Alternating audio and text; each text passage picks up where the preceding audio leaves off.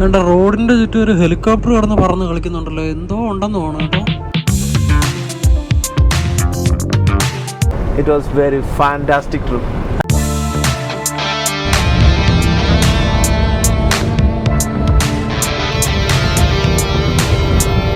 കൊച്ചു കള്ളൻ അതിൻ്റെ ഇടയിൽ ഫുള്ള് വർക്കൗട്ടാ കേട്ടോ. ഒരു രക്ഷയില്ല.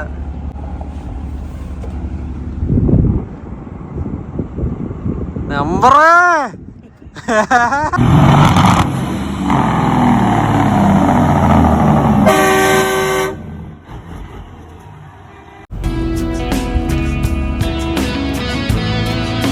ലോഡും എടുത്തു, വേണ്ട സീലും ഇട്ടു.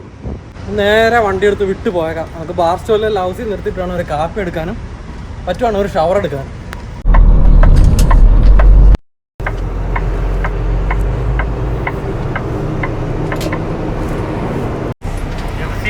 Yeah. I'll pour up, check back. Okay.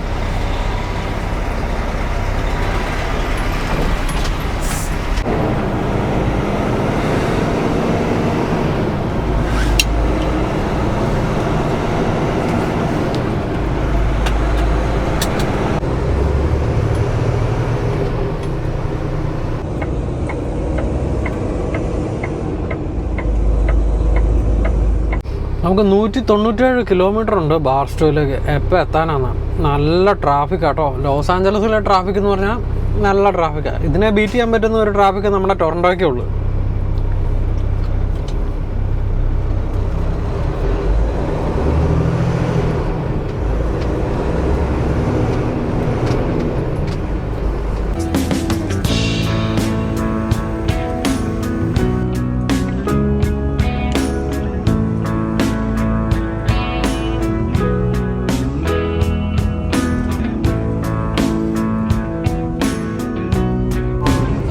ഏകദേശം 2.5-3 മണിക്കൂർ കഴിയുമ്പോഴത്തേക്ക് നമ്മൾ ആകെ കവർ ചെയ്തിരിക്കുന്നത് 100 കിലോമീറ്റർ ആട്ടോ. 2-2.5 മണിക്കൂറോളമായി. നല്ല തിരക്കാണ്, നിങ്ങൾക്ക് നോക്കിക്കേ. 100 കിലോമീറ്റർ കവർ ചെയ്ത് ഇനി ബാർസ്റ്റോയിലേക്ക് നമുക്ക് അടുത്ത 100 കിലോമീറ്ററും കൂടെ ഉണ്ട്. എന്തായാലും മേജർ തിരക്കുള്ള ഏരിയ നമ്മൾ കവർ ചെയ്തു.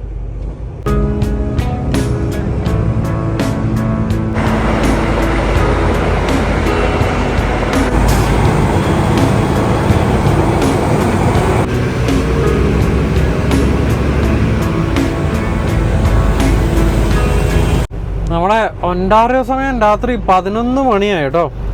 അതായത് കാലിഫോർണിയയിൽ 8 മണി. സണ്ണ് കംപ്ലീറ്റ് ആയിട്ട് സെറ്റായിട്ടില്ല. ആ ഒരു സൺസെറ്റിൻ്റെയൊക്കെ ഒരു വൈബാണ്. തിരക്കെന്ന് പറഞ്ഞാൽ ഒടുക്കത്തെ തിരക്ക് ഗൈസ്. നോക്കിക്കേ, എന്നാ ചെയ്യാനാ.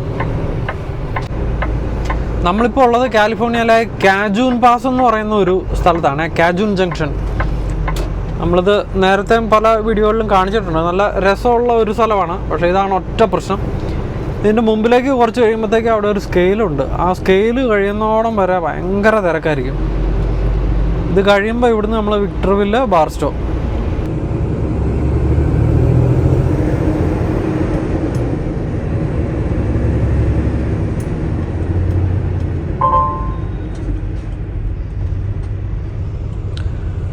വേണ്ട റോഡിന്റെ ചുറ്റും ഒരു ഹെലികോപ്റ്റർ കിടന്ന് പറന്ന് കളിക്കുന്നുണ്ടല്ലോ. എന്തോ ഉണ്ടെന്ന് തോന്നുന്നു കേട്ടോ.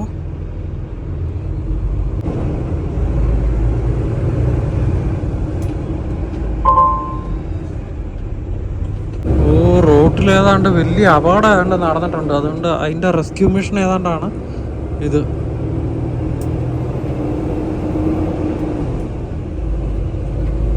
പക്ഷെ കണ്ടിട്ടത് വലിയൊരു അപകടമായിട്ട് തോന്നിയില്ല. എനിക്ക് തോന്നുന്നു ആ ടാങ്കർ ലോറി ബ്രേക്ക് ഡൗൺ ആയതാ.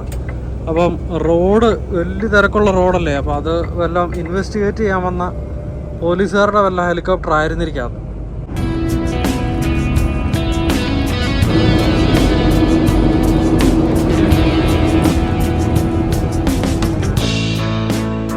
Hi, good morning. എന്നാണ്ട് വിശേഷം? അപ്പം ഉറക്കം ഉറങ്ങി എണീറ്റതുള്ളേ. നമ്മളിപ്പോൾ എവിടെയാണെന്നുള്ളത് ഒരു പിടുത്തവും ഇല്ല. എന്നിട്ടാ നിങ്ങൾ സെറ്റപ്പ് ഉണ്ടോ? കറക്റ്റായിട്ട് കഴിയുമ്പോൾ ഇതിൻ്റെ അകത്ത് എന്ത് ഡാർക്കാന്നുള്ളത് കാണിച്ചു തരാവേ. ഞാൻ ലൈറ്റ് ഓഫ് ആക്കി കാണിച്ചു തരാം. കണ്ടോ, ഉറങ്ങാൻ എന്ത് അടിപൊളി സുഖമായിരിക്കും എന്ന് ആലോചിച്ച് നോക്കിയേ. ആ ബ്ലാങ്കറ്റ് എല്ലാം കൂടെ മാറ്റി കഴിഞ്ഞ് കഴിഞ്ഞപ്പോൾ ഉണ്ടല്ലോ എന്ത് സ്പേസും കാര്യങ്ങളാണെന്ന് പറയാം. ശരിക്കും നമ്മളെ സംബന്ധിച്ചിടത്തോളം അതെല്ലാം കൂടെ കൂട്ടിയിട്ട് ഉണ്ടായപ്പോഴത്തേക്കും ഒരു ഭയങ്കര ലോ ലൈഫ് പോലെ ഫീൽ ചെയ്തേ. എന്തായാലും അല്ല, ഇത്രയും നാൾ കർട്ടൻ എടുത്തൊന്നും നമ്മളൊരു കാര്യമായിട്ട് ചിന്തിച്ചിട്ടേ ഇല്ല. അതൊക്കെ ഇതിൻ്റെ കൂടെ ഉള്ളതല്ലേ എന്നുള്ളത്. ഓരോന്നും മിസ്സാകുമ്പോഴാണ് അതിൻ്റെ ഇമ്പോർട്ടൻസ് നമ്മുടെ ലൈഫിൽ മനസ്സിലാവുന്നത്. എത്രമാത്രം കണ്ണുള്ളപ്പോൾ കണ്ണിൻ്റെ വില അറിയില്ല എന്ന് പറയില്ലേ. എന്ത് സുഖമാണെന്നറിയോ ഉറങ്ങാൻ വേണ്ടിയിട്ട്. പൊടിയില്ല, നല്ല കർട്ടനൊക്കെ ഇട്ട് പ്രൈവസിയോട് കൂടി നല്ല സ്പേഷ്യസ് ആയിട്ട് കാലൊക്കെ വെക്കുമ്പോഴാണേലും നല്ല നമുക്ക് സ്പേഷ്യസ് ഒരു സ്പേസിൽ നമ്മളുള്ള പോലെ തോന്നും. എന്തായാലും നമ്മുടെ ഇന്നത്തെ വിശേഷങ്ങളിലേക്ക് എല്ലാവർക്കും സ്വാഗതം കേട്ടോ.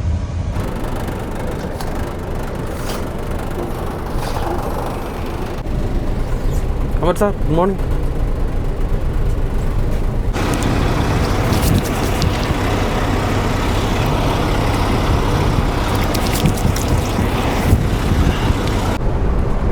എങ്ങനെ ഉണ്ടായിരുന്നു ഓട്ടോ ഒക്കെ? It was very fantastic trip. പൊളിച്ച് ആ വൈപ്പിങ് പോരട്ട സാധനം അത് പൊളിച്ചു. ഒരു മുഖാമണിക്കൂർ വഴി കിടന്നു. ആക്സിഡന്റാ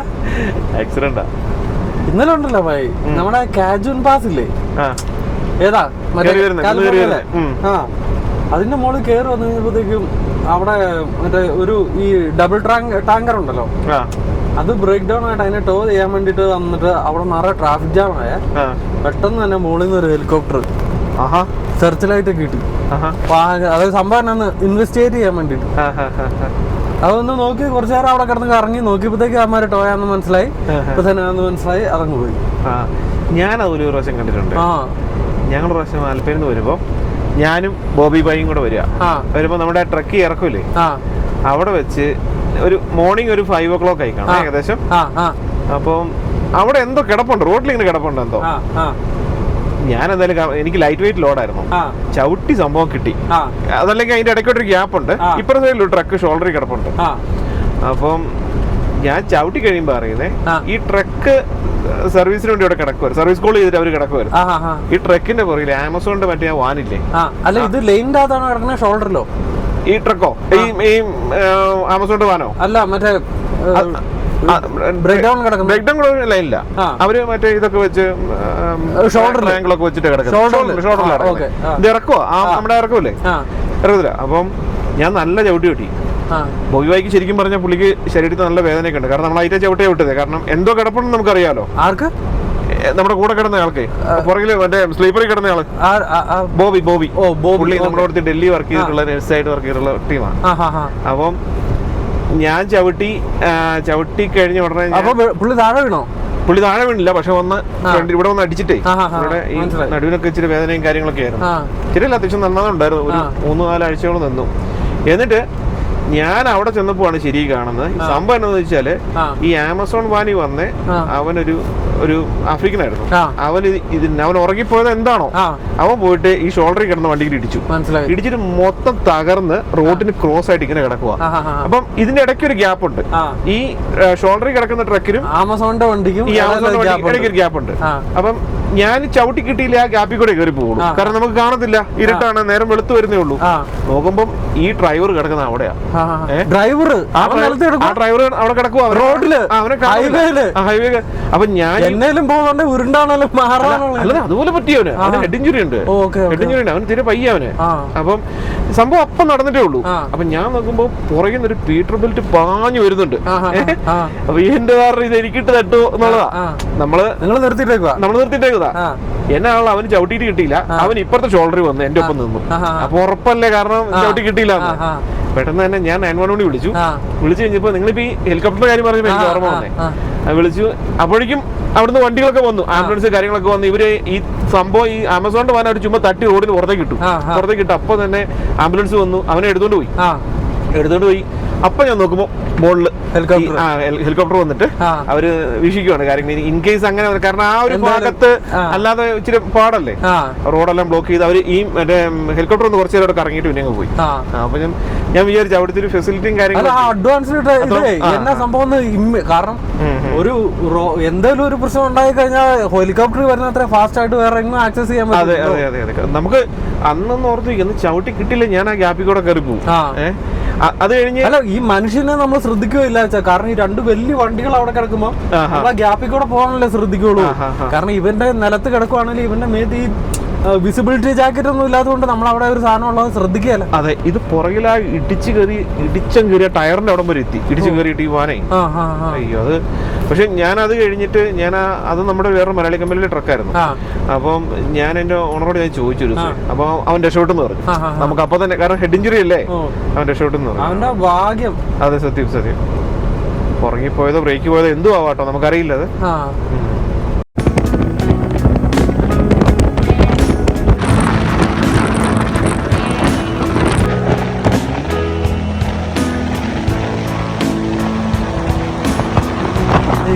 എന്നാലും നമ്മൾ ഉറങ്ങി എണീറ്റ് വന്നു കഴിഞ്ഞപ്പോഴത്തേക്കും ഏകദേശം 3:15 കഴിഞ്ഞു കേട്ടോ. അപ്പോൾ വേണ്ട ഒരു 9 മൈലില് ഗ്രീൻ റിവർ എന്ന് പറയുന്ന സ്ഥലത്തെ ഒരു ലൗസ് വരുന്നുണ്ട്. അവിടെ നിന്ന് ഒന്ന് കുളിച്ച് ഫ്രഷായി നമുക്ക് വൈകി ഷിഫ്റ്റ് അങ്ങ് മാറിയേക്കാം അല്ലേ? എനിക്ക് ചാച്ചാനുള്ള സമയമായി. അല്ല, അങ്ങനെ ചാച്ചാൻ പറ്റിയല്ല, നമുക്ക് കുറച്ച് വിശേഷങ്ങളൊക്കെ പറയണ്ടേ. ഇന്നലെ മറ്റേ ലോഡിന്റെ കാര്യത്തിൽ ആകെ വള്ളിക്കെട്ടായി നമ്മൾ ആ മൊത്തത്തിൽ ഒരു മൂഡിലായിരുന്നു. ഇന്നലത്തെ വ്ളോഗ് മൊത്തത്തിൽ ഒരു രസമില്ലായിരുന്നു. അപ്പൊ അതുകൊണ്ട് നമുക്ക് അതൊന്ന് പിടിച്ചേ പറ്റുള്ളൂ. കുറച്ച് വിശേഷങ്ങളൊക്കെ പറഞ്ഞിട്ട് ഇറങ്ങാൻ സമ്മതിക്കുള്ളൂ. ഓക്കെ.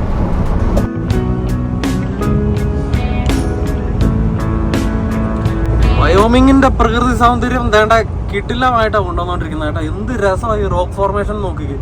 മുമ്പും പല വീഡിയോകളിൽ കണ്ടിട്ടുണ്ട്. ഗ്രീൻ റിവറിന്റെ ലൗസിലുണ്ടല്ലോ, റോഡിന്റെ പണി നടക്കുന്ന കാരണം അതിന്റെ കറക്റ്റ് എക്സിറ്റ് നമുക്ക് ഇറങ്ങാൻ പറ്റില്ല. അതുകൊണ്ട് നമ്മൾ ഡീവിയേഷൻ എടുത്ത് അങ്ങോട്ട് തന്നെ കറങ്ങി പോവാ.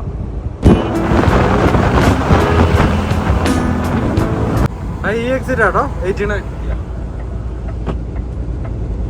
Take exit 89. ഓനും അങ്ങോട്ടാന്ന് തോന്നുന്നു. എല്ലാരും അങ്ങോട്ടാ.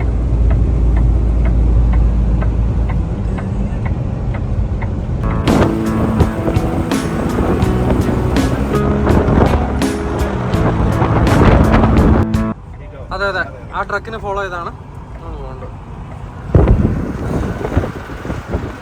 കിടില റൂട്ടിലാ പോണ കേട്ടോ. നോക്കിക്കേ, ഇതാ ഡീവിയേഷൻ കിട്ടിയത് നന്നായിട്ടോ പോയി. എന്താ പറയുന്നു അല്ലേ? ബ്യൂട്ടിഫുൾ. കാരണം ആ ലൗസിന്റെ നേരെയുള്ള എക്സിറ്റിലേക്ക് ഇറങ്ങി ഇത്രയും നാള് ദൂരം വന്നിട്ട് ഈ സൈഡ് റൂട്ടിൽ കൂടെ വന്നിട്ടില്ല. നമ്മൾ ഇതിന്റെ പാരലലി പോയിക്കൊണ്ടിരുന്നത്. ഞാനൊരു പ്രാവശ്യം സ്നോ ആയി കുടുങ്ങിയിട്ടേ ഗ്രീൻ റിവർ കയറിയിട്ട് അവര് ഈ വഴിക്ക് വിട്ടു. പിന്നെ ഗ്രീൻ റിവർ സ്ഥലമില്ല, അവിടെ മുഴുവൻ സ്ലിപ്പറി, ഭയങ്കര സ്ലിപ്പറി ആയിരുന്നു. അതുകൊണ്ട് ഈ വഴിക്ക് സ്ലഷ് ആയി കിടന്നിട്ട് ഈ വഴിക്ക് വിട്ടു. പക്ഷെ അന്ന് നമ്മൾ ഇതൊന്നും കണ്ടിട്ടില്ല, കാരണം മുഴുവൻ സ്നോ അല്ലേ. രാത്രിയായിരുന്നു തന്നെ മുഴുവൻ വെളുത്ത് കിടന്ന എത്രയും സൗന്ദര്യം മനസ്സിലാവില്ലല്ലോ.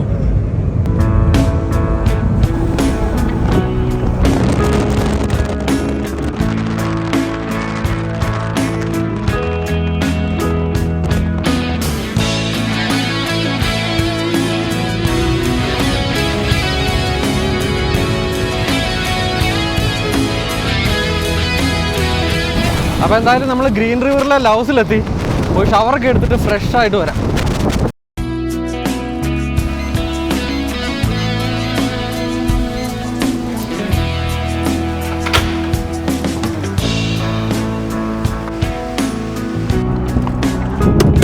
കത്തിരിഞ്ഞ് മുറിച്ചോ? സാധാരണ അതിലേ വണ്ടി ക്യാൻ ക്ലീൻ ചെയ്യാൻ വേണ്ടിയിട്ട് നമുക്ക് എയറിൻ്റെ ഒരു ഹോസ് ഉണ്ടാവും. പക്ഷേ നമ്മുടെ വണ്ടി ഇതുവരെ അത് പിടിപ്പിച്ചിട്ടില്ല. അതുകൊണ്ട് നമ്മൾ തന്നെയാണെന്ന് വെച്ചാൽ മറ്റേ ട്രെയിലർ ക്ലീൻ ചെയ്യാൻ ഉപയോഗിക്കണം ബ്ലോവറില്ല, അത് തന്നെ ഉപയോഗിക്കണം. ഈ സാധനം കണ്ടോ, ഇത്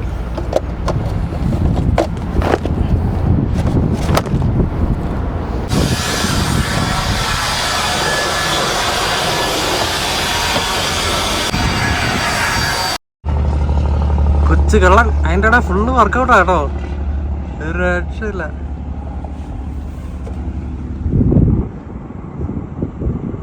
നമ്പറേ ഒറ്റക്കൊരു മുതൽ കൊടുത്ത നൈസായിട്ടാ.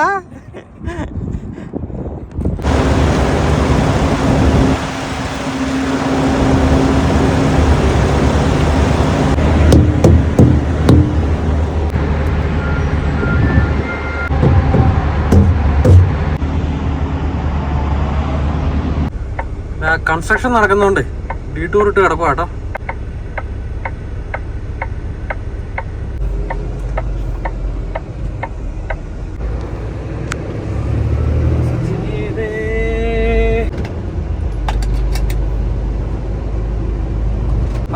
നമ്മൾ നമ്മുടെ യാത്ര ഗ്രീൻ റിവറിൽ നിന്ന് തുടങ്ങി. ഇതിപ്പം നമ്മൾ അയോവ പകുതി കൊണ്ടു നിർത്തുമായിരിക്കും അല്ലേ ഭായി? അയോവയിൽ നിന്ന് പകുതി വെച്ചിട്ടായിരിക്കുമല്ലോ ഇനി നിങ്ങൾ ചാർജ് എടുക്കുന്നത്? അല്ല, അറോറ വരെ എത്തുള്ളൂ. അറോറ എത്തുള്ളൂ അല്ലേ? എത്തുള്ളൂ. എന്റെ ഈശോയെ, താങ്കൾ ലൂപ്പിൽ കയറിയിരിക്കുന്നു. നമ്മളെ വിചാരം ഇപ്പൊ അങ്ങ് എത്തുന്നതാണ്. അപ്പൊ അറോറ കഴിഞ്ഞിട്ട് പിന്നെയും കിടക്കുക നമുക്ക് 1700 കിലോമീറ്റർ. 1700 കിലോമീറ്റർ. അപ്പൊ അത് കഴിഞ്ഞ് നിങ്ങളുടെ ഒരു ഷിഫ്റ്റ് എന്റെ ശനിയാഴ്ച വൈകിട്ട്, ശനിയാഴ്ച രാത്രി എന്നിട്ട് തിങ്കളാഴ്ച രാവിലെ പോണം. ഞാൻ ഓൾറെഡി അവിടുന്ന് ടൈം കണ്ടാ വന്നേക്കുന്നത്. ശനിയാഴ്ച രാത്രി 10 മണി. അപ്പൊ എന്തിനാ വീട്ടിൽ പോകുന്നു? വണ്ടി കിടന്നാ മതിയല്ലോ. ചൂട്ട് കത്തിച്ച് പോവാ. ഭായി നമ്മള് രക്ഷപ്പെട്ടോ? എനിക്ക് തോന്നുന്നു അവിടെ നോക്കിക്കാ, എന്തോ ബ്ലോക്ക് ഉണ്ടല്ലോ. ടണലിന്റെ അകത്ത് ആക്സിഡന്റ് വല്ലതും ഉണ്ടായോ? ടണൽ ക്ലിയർ ചെയ്യാൻ സമയം എടുക്കും. നോക്കിയേ, എങ്കിലും നമുക്ക് ഇവരെക്കാളും മുന്നിലെത്താന്നൊരു പ്രതീക്ഷ. നോക്ക്. അല്ല, നമുക്ക് എന്നാ വേണ്ടത് തരുമോ? നമുക്ക് ഗൂഗിൾ മാപ്പ് ഇട്ടിട്ടേ ബ്ലോക്കിന്റെ അപ്പുറം പോയി കയറാം.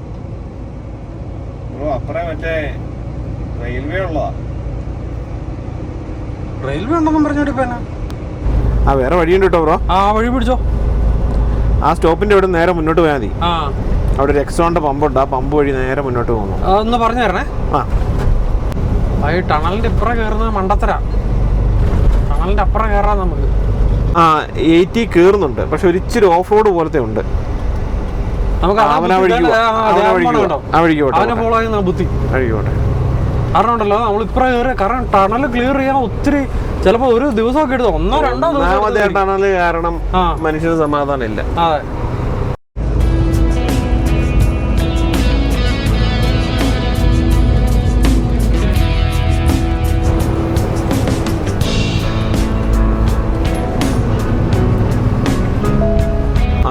വഴി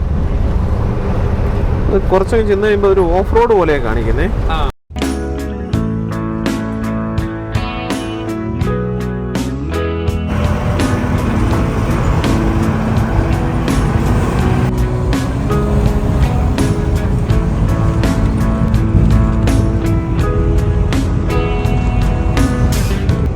വയോമിങ്ങിന്റെ നല്ല കിടിലൻ കൺട്രി സൈഡാ കേട്ടോ ഇത്. Green റിവറിന്റെ inside.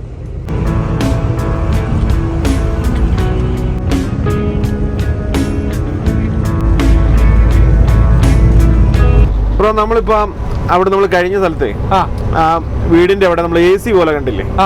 നമ്മുടെ സെൻട്രൽ AC പോലത്തെ ഒരു വലിയൊരിത്. അത് ശരിക്കും സെൻട്രൽ AC അല്ല അവിടെ കാണിച്ചേക്കുന്നത്. അത് കൂളറുകളാ. നോക്കുമ്പോ അത് ശരിക്കും കൂളറുകളാ. നമ്മുടെ ഡൽഹിയിലൊക്കെ ഉപയോഗിക്കുന്ന ടൈപ്പ് കൂളറുകള്. ഈ മറ്റേ കുറ്റി വെച്ചിട്ട് കാറ്റടിച്ചത് വെള്ളം നിറച്ച് സൈഡിൽ കച്ചിയായിരിക്കും. അപ്പൊ അതിൽ നിന്ന് വരുന്ന ആ വെള്ളം ഇങ്ങനെ പോന്ന് അത് പമ്പ് ചെയ്ത് ഇതിലേക്ക് അതായത് നമ്മുടെ നാട്ടിലൊക്കെ ഇവന്റുകളൊക്കെ നടക്കുമ്പോഴത്തേക്ക് അവിടുത്തെ സ്റ്റേജിലൊക്കെ കൊണ്ടുവെക്കുന്ന ടൈപ്പ്. നാട്ടില് കൂളറുകളുണ്ട്, പക്ഷെ അത് അത്രയും എന്താ പറയാ, കൂളിംഗ് കിട്ടുന്നില്ല. കാരണം നമ്മുടെ ഹ്യൂമിഡിറ്റി കൂടുതലോ അങ്ങനെ എന്തോ ഒരു സംഭവം ഉണ്ടായിട്ട് ഞങ്ങള് ഒരു പ്രാവശ്യം മേടിച്ചിട്ടുണ്ട്. പക്ഷെ അതുകൊണ്ട് വലിയ മെച്ചമില്ല. ഞങ്ങളുടെ വീട്ടിലുണ്ടായിരുന്നു. ഡൽഹി നല്ല എഫക്റ്റീവ് ആണ്.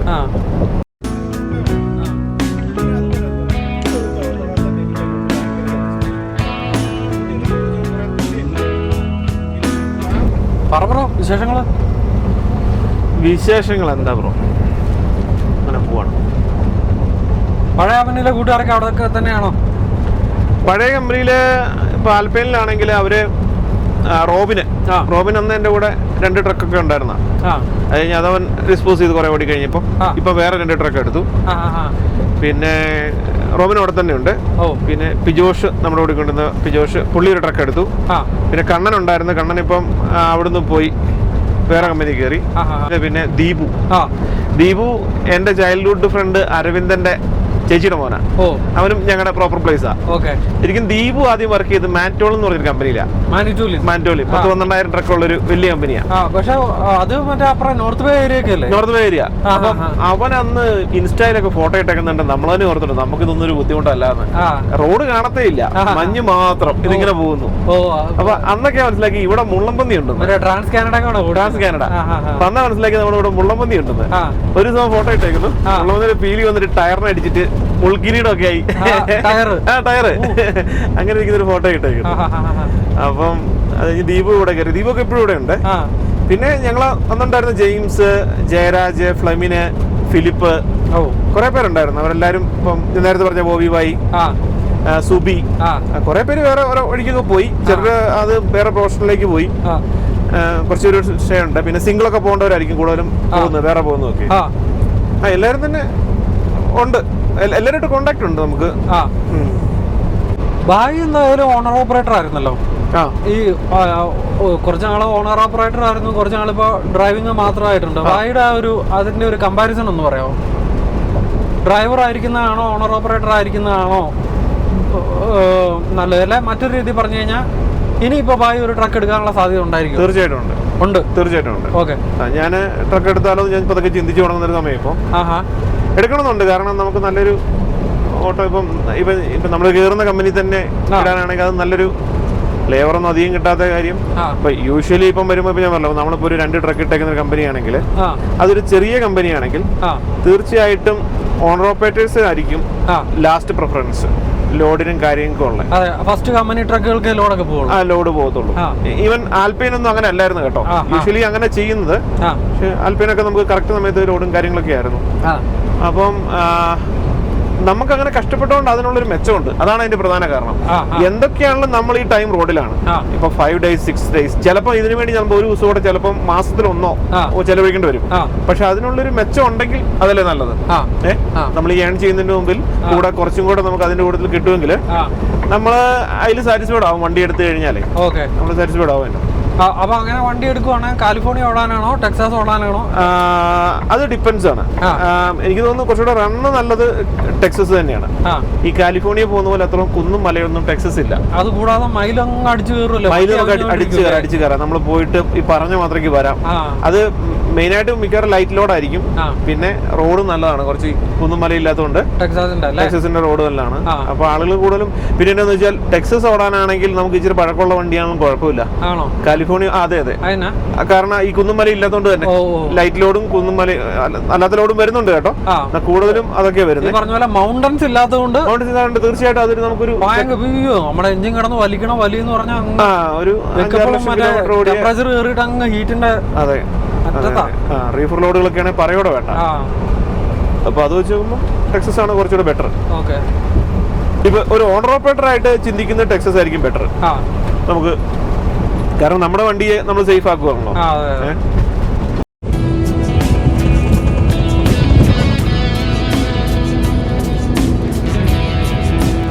എന്നാ പിന്നെ ഞാനും കിടന്നേക്കുവാ. നാളെ കാണും വരെ മുടക്കം കേട്ടോ. ബാക്കി കഥകളും വിശേഷങ്ങളൊക്കെ ഒന്ന് ഓർത്ത് വെച്ചാൽ നമുക്ക് നാളെ കുറെ ഒക്കെ പിടിപ്പിക്കാനുള്ള പൊളിക്കാം. നമുക്ക് ഇന്നലത്തെ ക്ഷീണം അങ്ങ് തീർക്കണം. അതെ, ഇന്നലെ അങ്ങ് പോയില്ലായിരുന്നു. സെറ്റ് കേട്ടോ. Set. Good night. Good night.